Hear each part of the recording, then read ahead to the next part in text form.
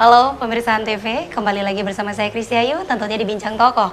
Tentunya membahas mengenai Sumatera Selatan banyak sekali yang akan kita bahas. Dan kali ini adalah makanan khas dari Sumatera Selatan yang memang sangat dicintai dan selalu dicari apabila ada pendatang yang datang ke Sumatera Selatan.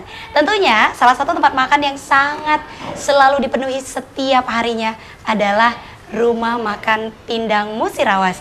Kita sudah bersama dengan owner atau pendiri dari Rumah Makan Pindang Musirawas dan akan bercerita mengenai asal mula adanya beberapa menu-menu andalan yang ada di sini. Halo, selamat siang Pak Haji. Assalamualaikum warahmatullahi wabarakatuh. Sehat ya keadaannya ya? Alhamdulillah. Alhamdulillah, terlihat ya muda dan ganteng. Oke, baiklah. Tentunya kalau kita melihat Pindang Musirawas, saya juga salah satu orang yang sering makan di sini. Pertama kali melihat tidak sebesar ini Pak Haji ya. Boleh diceritakan Pak Haji, awal mulanya seperti apa? Seperti anak ayam.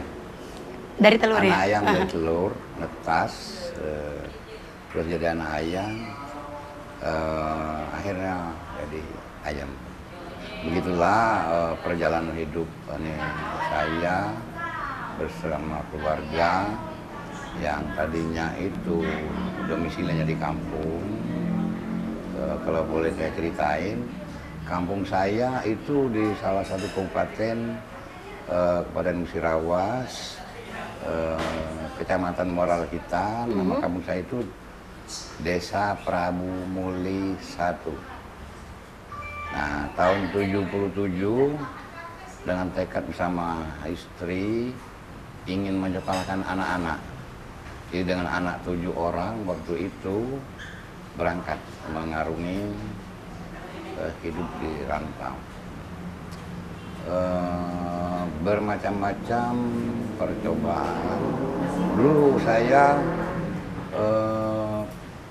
jual beli kayu balok. Oh, sebelum memilih Ya, kuliner? Sebelum ini saya tetap masih profesi saya seperti yang di kampung dulu. Saya tetap mudi beli kayu bawa ke Lembang, tapi memang lagi apes peraturan pemerintah waktu tahun 81, kayu harus ada biaya tambahan secara mendadak, bayar grading fee, DJR sama grading fee itu $8.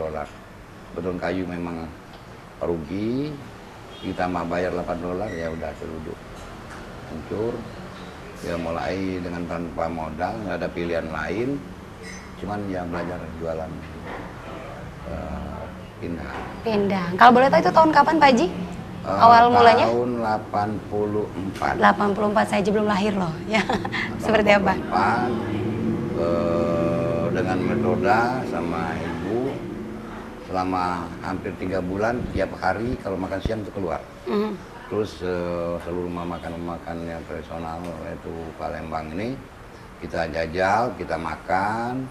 Akhirnya sama ibu saya bilang kita buat pindang jangan menjiplak, jangan sama dengan aroma di tempat lain. Akhirnya memang sekarang banyak yang mengatakan bahwa pindang Musirawas itu beda dengan pindang di tempat-tempat lain. Punya ciri khas sendiri ya? Kata mereka. Ya alhamdulillah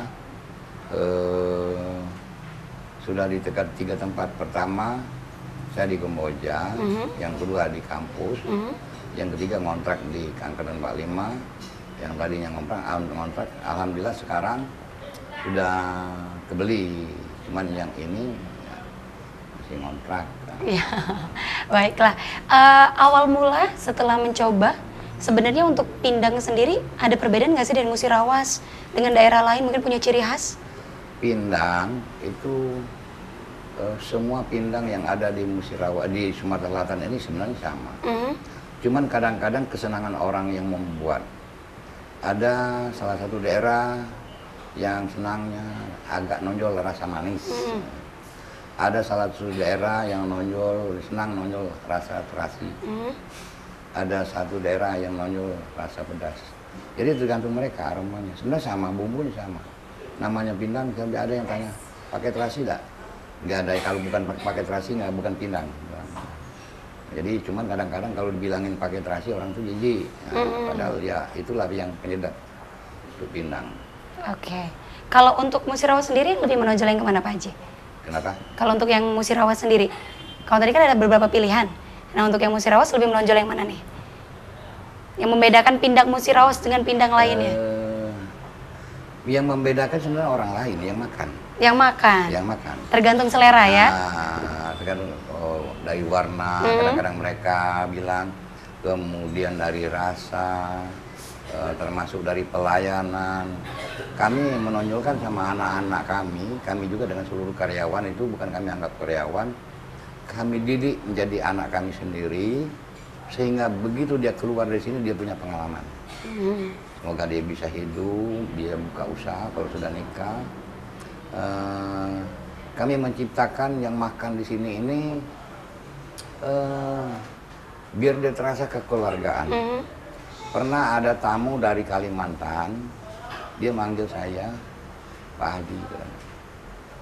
Ini saya sudah lama berangkat dari Kalimantan. Ini semua katanya ikan ini yang ada di Palembang ini semua ada di Kalimantan. Dia bilang begitu. Dan cara-cara anak-anak Pak Haji ini melayani kami sehingga kami terasa bukan makan di rumah makan. Seperti rumah sendiri? Ke rumah sendiri. Nah itu yang moto Pak Haji itu membuat orang itu makan itu seolah-olah dia di tengah keluarga di rumah sendiri. Oke, mungkin itu salah satu yang akan dirasakan apabila Anda memutuskan untuk makan di rumah makan ini sendiri. Dan pada awal mula perintisan tahun 81 Pak Haji? 84, tahun 84. Seperti apa? Apa langsung lancar? Atau ada momen yang sampai sekarang menjadi hal yang selalu diingat? Tiap perjalanan pasti ada ona, ada duri, ada lubang.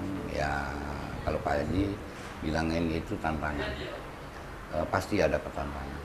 Cuman kita harus jeli melihat animo masyarakat, gimana diterima dengan apa menu,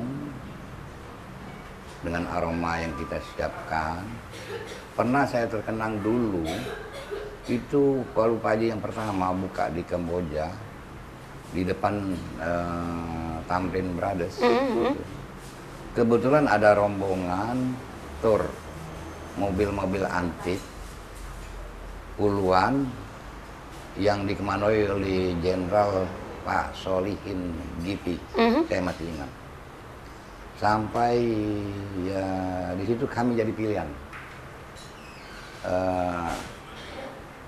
Tahu sendiri kan kalau punya mobil antik itu pasti orang-orang kelas atas. Akhirnya dia tidak ada pilihan, dia limpan walaupun kecil tapi tempat itu bersih, menarik menurut dia. Akhirnya dia makan. Yang saya ingat betul itu dia manggil saya, Pak, saya belum haji waktu itu. Pak, kenapa Pak? Apa boleh saya tambah ini ikan maksudnya? Udah jelas Pak, kalau masih ada persiapan kami memang kami siapkan. Jadi begitu apa perasaan saya tuh, kalau orang menambah berarti cocok seleranya.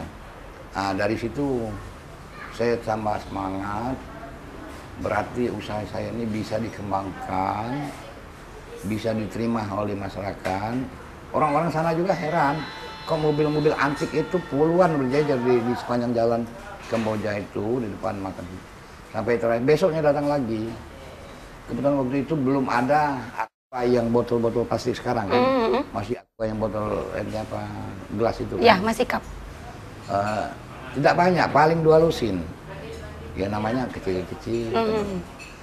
Pak katanya, sebagai kenang-kenangan di tempat lain banyak katanya tempat beli itu. Kami minta yang di Bapak turunkan semua itu. Diturun ke semua ke mobil antik itu. Nah jadi dari situ semangat hidup saya untuk membenahi, untuk meningkatkan ini berarti ada nilai.